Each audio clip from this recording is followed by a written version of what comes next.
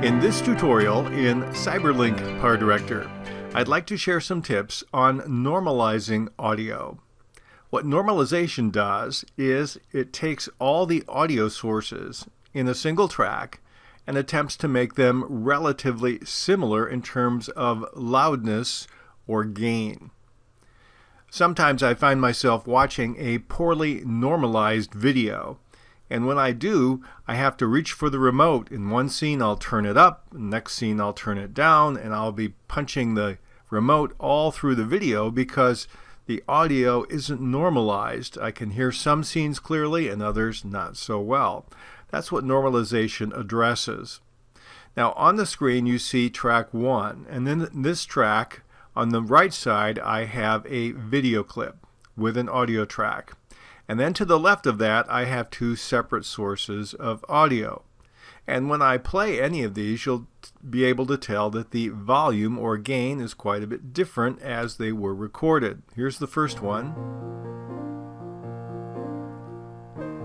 Here's the second one.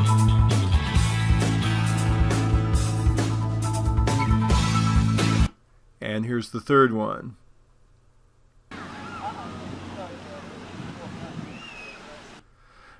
Now normalization will attempt to take all of these three different sources of audio on the same track and make them similar. It doesn't work between tracks. Now I'm going to expand this so you can see. I have on track number 2 a different kind of audio, and I have a different one on track number 3.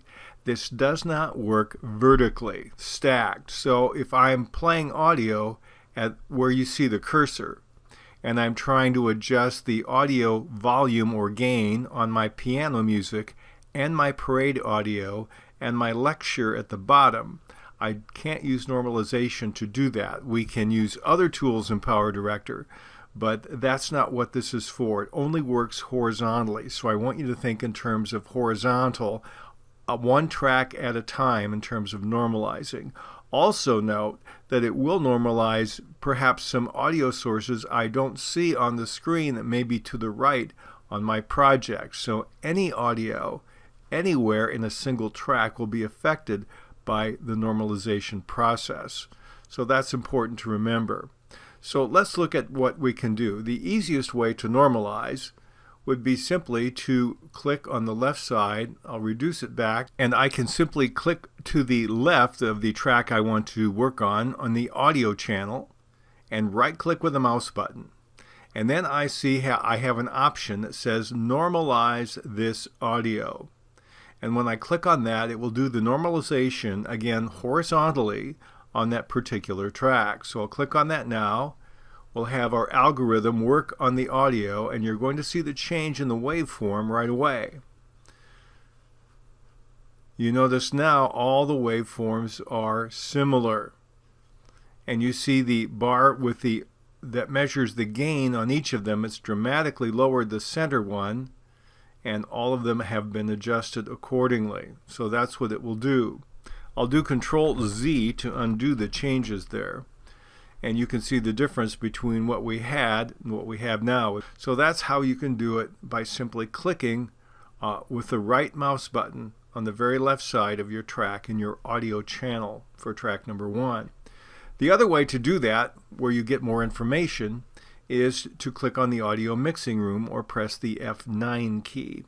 When I do that, it will show me my tracks, and it will show me the tracks that I can normalize.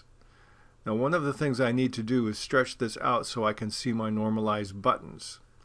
Now one thing I notice is that if I look at audio channel track number 1, that has normalize in blue over gray, but it's grayed out in tracks 2 and 3. Why? The reason is when I drag down, I notice I only have one audio source in track 2 and one audio source in track 3. This will only be highlighted if you have more than one audio source on that track. And my track that is called Audio 2 does not, so it's grayed out. Now if I were to take one of these two audio sources on track 1 and drag it to track 2, I'll do that right now.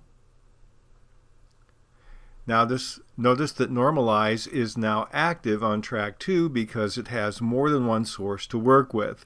Obviously, you can't normalize a single audio source on a track. So that's why some of these will be grayed out and some of them won't in your project. But let's work back at track number 1 again. I'm going to drag this back up. And let's do Normalize by clicking on this button. When I click on the button in the audio mixing room, it will go through the same process we saw a few moments ago, and it will change the gain on all 3 of the clips, identical to what we had before. But now what I have is I have more information in this track. You notice the cursor is adjacent to my center audio. That tells me now that that audio has been reduced almost 13 decibels. When I click and move the cursor over the first clip, you notice that one hasn't changed at all. That is still what it started out at. When I click the last clip, that is about a +6 in decibel level. Now you might be able to think, well, I can change it by dragging the slider up and down. That's not going to be what you want to do, because if you do that, you're going to change the audio at that particular frame in your clip.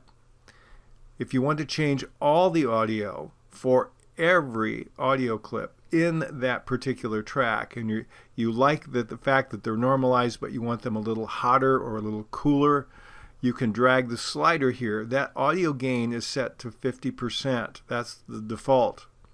You can change it up or down. It will change the gain on every single audio in that entire track. You notice now they're all going up together and they're all going down together.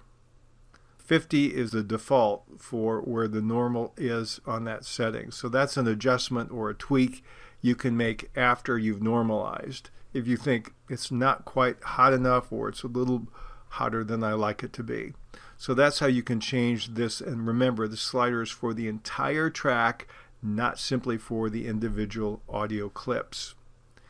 Once again, if you decide you want to change things and you don't like what you've done to one particular clip, I can take any of the audio sources and I can right-click on it.